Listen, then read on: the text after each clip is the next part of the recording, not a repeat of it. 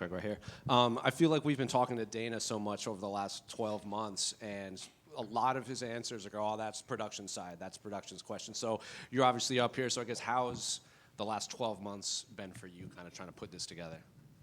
It's been wildly challenging, but also fun at the same time. I think when you're in this industry, these are the challenges you look for to try to tackle with a team that we've built over 21 years, at least 21 years I've been here. It has literally been a year of daily, if not multiple times a day, of meetings, conference calls, logistics, on with the White House. It's been a heavy lift, but in a lot of ways, it's really rewarding and fun. So when this was first pitched and the first blueprints were kind of put together to the finished product, I guess how close is what you envisioned to what is actually out there on the South Lawn? It's remarkably close. As we were leading up to the planning of the event, the first thing we were trying to figure out is what is this configuration going to look like on the South Lawn? What structure will we put in place, and how will we erect it? While we were going through those steps, we spent 3 or 4 visits to the White House where we were doing laser measurements of the South Lawn. Every time I was there, it always seemed like this is too small for what we're trying to build. Those trips paid off because, as many of you will see, the structure fits perfectly. I mean, within a 1/4 inch of what we had planned. And it allows us to maximize capacity and do a lot of the production elements and enhancements that we're looking for. So it's very close. We're making some fine-tuning tweaks as we speak to just to optimize some of the camera views, but it's very close to what the renderings and schematics. Were there any hurdles or obstacles that you ran into that maybe you didn't envision until they kind of popped up? Until we got on site, you mean? Yeah. Well, the first few days of load-in, we got pelted with rain, so that kind of put us behind the 8 ball a little bit on schedule. We made that time up, although it was incredibly hot. We didn't have the rain to set us back.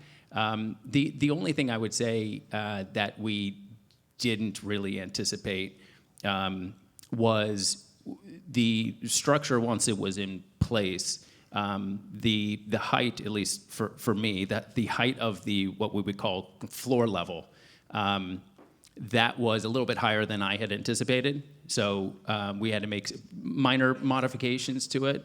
But other than that, it was pretty spot on. I was pleasantly surprised just how much the plans and the blueprints really came together and were exactly what we were talking about leading up to this. And we spoke to Dana yesterday, and I asked him if he was checking the weather app periodically, and he said, no, that's your job. And then this was his words, called you the most OCD man he's ever met. So are you checking? Is that a compliment? From Dana, probably. Are you checking the weather app periodically? Oh, yeah. Well, more than weather apps. I mean, we are now at a period of time where weather can get fairly predictable. I mean, when you're 7 to 10 days out, you get a general sense of what's ahead of you. Now, starting with Friday, we have a pretty good idea of what we might be facing. So I'm not checking weather apps. I'm getting reports from our meteorologist who's on site and giving us hourly. Now he's at a point where he's giving us hourly updates of what the weather looks like. Just last one for me. This is obviously an athletic competition. The athletes have to fight in an environment that they can. We've been asking the fighters about prepping for fighting outside. A couple of them have in the past, but obviously not of this. Steve Garcia said the weird thing was the mat got really hot, so people were burning their feet, bugs, sweat, and everything. So how are you kind of planning or game planning that, because these athletes do have to compete in front of people? Yeah, I mean, we have a custom cover for the canvas, so that's going to protect us from any increased heat.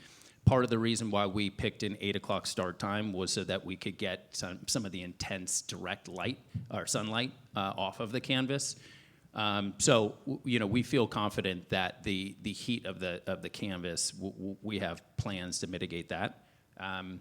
moisture and precipitation, wind. Those are other things that we're planning for. But in terms of actual, the canvas being warm, yeah. I mean, when you're out in the sun, particularly this time of year, it gets hot very quickly. So we will keep it covered. We'll keep it cool. There also is a canopy overhead, which you've probably seen on this claw structure. The claw structure is the structure that is 90 feet over the octagon. But there's a 100-foot canopy or tarp over that. That also provides a lot of shade and reduces the heat quite a bit. What were you able to take away from your experience working at the Sphere and getting that event across the line to bring to this? And were there any similarities? Were there any massive differences that you thought were going to be similar and weren't? What was the experience of the Sphere brought to this? So the Sphere, both events wildly challenging. The Sphere, much more of a technological challenge. This one is much more of a logistical challenge. But the thing that crosses over that is similar is assembling the right team. To make things even more challenging on this one, we have this fan fest of 80,000 people that takes a tremendous amount of infrastructure, planning, logistics. So, you can't really just be focused on event day. There's a lot of other things going on, including the Lincoln Memorial for the press conference. So the common crossover, though, is assembling the right team, the right specialists and experts in each area, to go into battle with, to be honest with you. That was very similar, and I feel like we've assembled an amazing team. In terms of rehearsal, I'm sure you're able to sort of rehearse the show run and everything like that a few times, but how are you able to rehearse things that might happen with the weather on the fly? How are you going to be able to rehearse changing the canvas, things like that? Are you able to do that, or is that, we better hope we're good enough on the night of? No, we're able to do that. I mean, the contingency planning, it's a fine line between trying to think of every scenario that could pop up and thinking of 2 or 3 options that we can tap into that would allow us to get through various scenarios. So, if it's weather, whether it be wind, lightning obviously presents a different set of challenges in terms of evacuating the South Lawn, a little bit out of our hands. But the contingency planning, includes us finding broadcast positions within structures where we can continue to broadcast, and can continue to transmit the feed and report on what's going on. But when you get into these scenarios where, hey, you got rain, wind, lightning, you don't know how long it's going to be. Particularly sitting here now, we'll get a much better idea when we're 24 hours out for Sunday. Just one here for me. Speaking about contingency plans, I know it was kind of ruled out, but obviously there's some arenas in the DC area. Was that ever discussed amongst the team, or was it just kind of ruled out? It's happening on the South Lawn no matter what. No, we never contemplated going indoors or in a different venue. Craig over here. I know we have to get through this week first, but what if Dana comes to you in a couple of months and says, hey, I want to do a fight in X location, another crazy place? I wouldn't put it past him. We thought once we got through the Sphere event, we thought that was going to be kind of the pinnacle of challenges around the UFC, and it wasn't too long until we came up with this idea. Like I said, as long as they're not stacked on top of each other, and we've got the proper amount of time to plan, which we did for this event, we enjoy the challenges. The team. In any profession, I think when you start to do something for a period of time where you feel like, hey, you got a good rhythm to things, you're proficient in what you're doing, you want to, at least our team wants to challenge ourselves to see, well, how much can we push? We're pushing to the limits on this one, that's for sure, but there's a bit of an adrenaline and excitement, enthusiasm with the team trying to take this one on. Was there anything you thought? Was there anything you wanted to get done in this structure, in the claw, or a setting that you couldn't get done for any reason? The only thing that we were not able to do was fly drones in terms of just production coverage.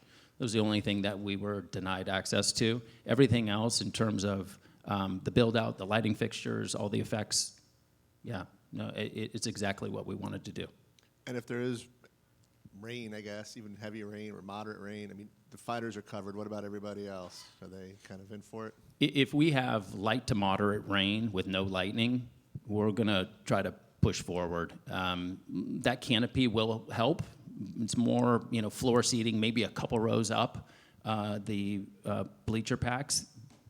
And then, there are people that will get wet. And to be honest, it's so high up that if we've got a bit of a breeze, the rain will start to creep inside that 100-foot diameter.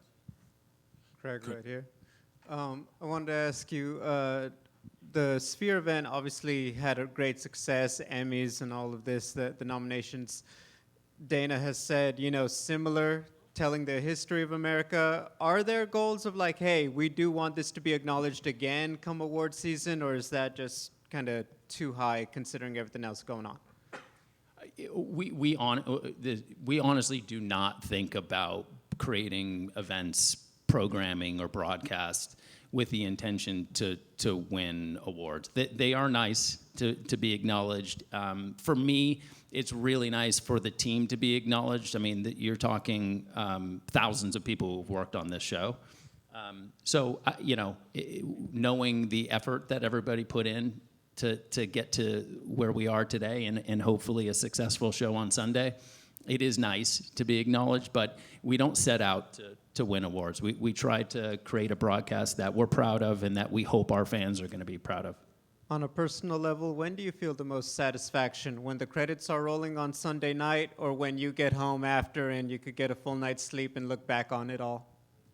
It's a bit of a whirlwind. Show day is, including the few hours after we're off air, is still a bit of a whirlwind. I think it takes a day before you get a chance to kind of reflect on what happened the night before.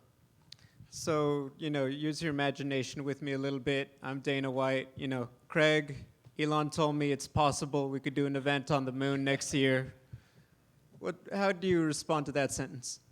Listen, I'll tell you that there's no doubt that Dana will come up with an idea that will challenge us to the limits again. I don't know if it will be an event location or a certain type of technology that has come on board that has been untested. Whatever it may be, you can be assured that he looks to push and challenge our team as well. We enjoy it. Whether we're on the moon or Mars, or who knows where he's going next, we will give our full effort to try to figure it out and do it to the best of our ability. Craig, down here, I know you said that you potentially that you'll wait out any rain or any lightning, but do you have a hard out, like how many a certain amount of hours where, if it continues, that you unfortunately have to pull the plug? For our sport, because the athletes have to weigh in, that's kind of the window that we're working with. We have a little bit of flexibility on show day to move either forward or later. Nothing too significant, but we will try to make that call on any significant move. We'll try to do that with 4 to 8 hours lead up. So, it's a bit of a tricky game because as you get closer, obviously, to show day, the confidence in terms of weather patterns becomes just greater, higher probability in terms of the prediction of what we're going to be faced with. So, unfortunately, we won't be able to wait too long if we want to change the time in a significant way. We obviously need to protect the health and safety of the athletes and allow them to cut weight properly. And in terms of actually on the night, have CBS and Paramount said that, look, this is your hard out, you have X amount of hours you can wait? No, the team at CBS and Paramount Plus have been fantastic. We have maximum flexibility with them. So we have the ability to be on their platform really anytime we want to go. Obviously need to work in lockstep with them in terms of messaging, but we have the ability to go live in any window we want to go. Thank you. Craig, looking at when you get these crazy locations that Dana comes up with and all these ideas, I guess just from a production standpoint, when he gives you a venue name or an idea, What goes through your head? What things need to be ticked off before you can tell him, yes, Dana, we can make this happen? The first one and the one that's the most critical is getting the vision for what we want to try to accomplish, which starts with Dana. You know, he'll give the idea, and then I got to find time where he can really, you know, dedicate a few hours to thinking about what do you envision this to be, which is, you know, that's kind of the architect phase. And when we're in that phase, all ideas and all concepts are on the table. And then once we fine tune that, once we hone that, then it becomes well, how do we do it? You know, the architects built this or designed an incredible home. Now how do you actually engineer and build it? So, and that's what takes all the time. You know, so as quickly as we can get to what's the vision for this, it helps us because we know the next steps are the steps that are really challenging and take a lot of time. And lastly, I know a lot of people were really shocked that the event's even able to happen on the White House, a place that most people almost consider sort of sacred. We talked about how we got here, but what's the plan for afterwards, and what's the care that the UFC is taking to make sure that the venue returns as close back to where it started before this moved in? So as soon as the event is over, we go into load-out mode in all, both of the ellipse and on the South Lawn. Most of that work will begin Monday morning. And we will work around the clock to try to get all of the equipment and structures off of both properties. And then, obviously, there will be some damage to the grass, and we will replace that and make sure that it's back to normal. Hi, Selina Danielsen, TV2 Denmark. Just in line with what the journalist up there said about the White House being sacred ground, critics are right now saying that UFC is helping normalize the blending of politics and sports. What is your response to that? I think the way we look at this is we have an unbelievable, incredibly unique opportunity to celebrate this country and our athletes. And that's what we plan to do on Sunday. This is a special time in this country to celebrate 250 years, and we have a lot of production assets to really lean into that narrative. And then all the while, we have an incredible platform now for our athletes to showcase their skills, and we're excited to do that as well. Would you have accepted this invitation if it came from a Democratic president? 100%.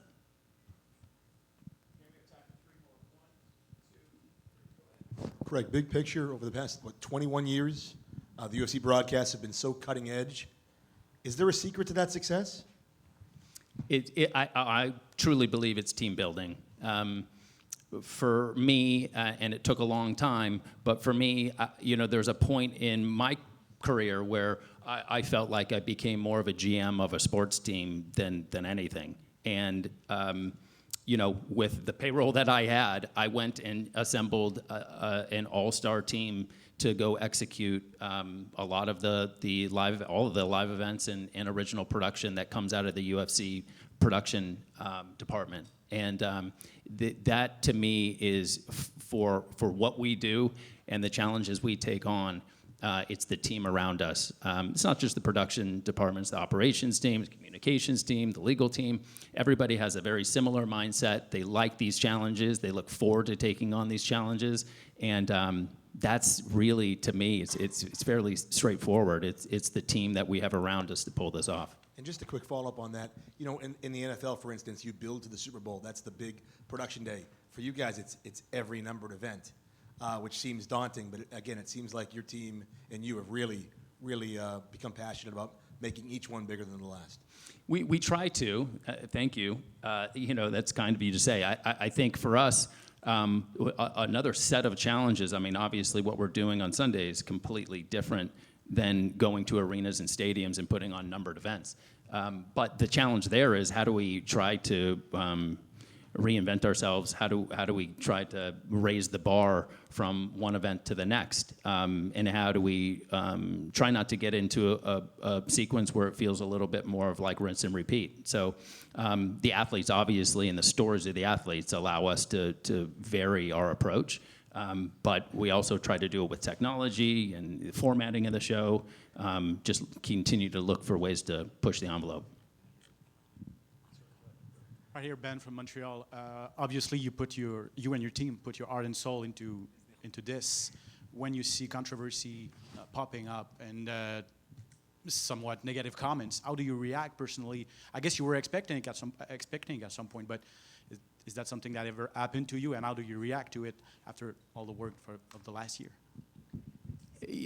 You know, thankfully, the team is so busy right now. We're so focused. I mean, this may seem like an answer to a question that isn't honest, but we just don't have a lot of time to listen to the noise.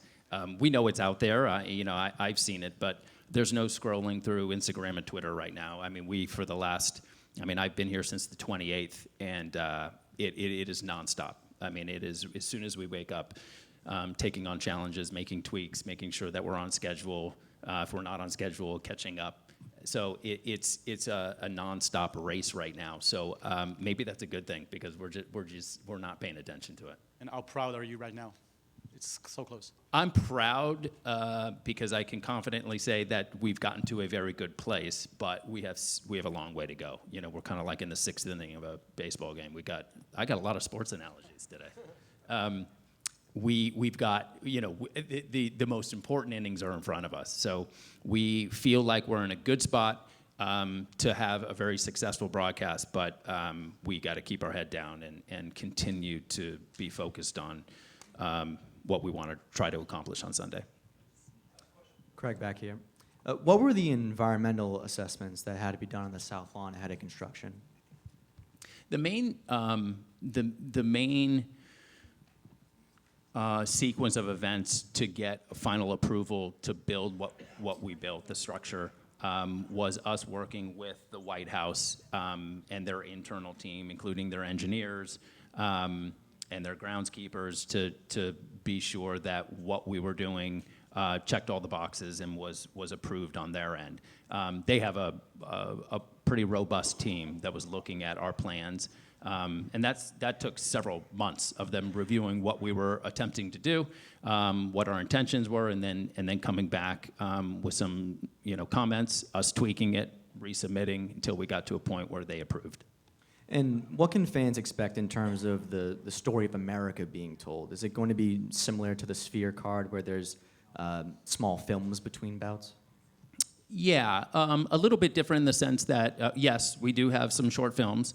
Again, when you're talking about trying to strike that right balance, you can't do too much storytelling or you extend the broadcast to a point where we feel like it's not a good experience for the viewer at home. But you will see some films and storytelling in more of a traditional way in between bouts. And then we have a pretty heavy integration of celebration of the military. Obviously, I think a lot of people know that the military, all branches will be present, so we will have troops inside the arena. And we also have other elements in terms of pre-produced pieces coming in and out of break, where we're doing even shorter kind of bumps or teases that include the continuation of the narrative of the celebration of the 250th anniversary of this country. Great. And then last one from me. On the broadcast side, what's the Paramount Plus contingency plan if the card is interrupted mid-fight? So we have a few options. One is to stay on air, and we do have contingency planning where we can remain on air and continue to broadcast from a location close by the South Lawn. And if we feel like a weather pattern's coming in that will pass through and we can resume, we will. So we would not leave the broadcast. We would just fill and report from site. And then, it's a bit of an evaluation. So when we're going through that, we'll be, talking regularly to a meteorologist who's right now on site giving us updates. We'll figure out, what does this window look like? Do we have the ability to resume? Or what is the extent of the weather front that's coming through?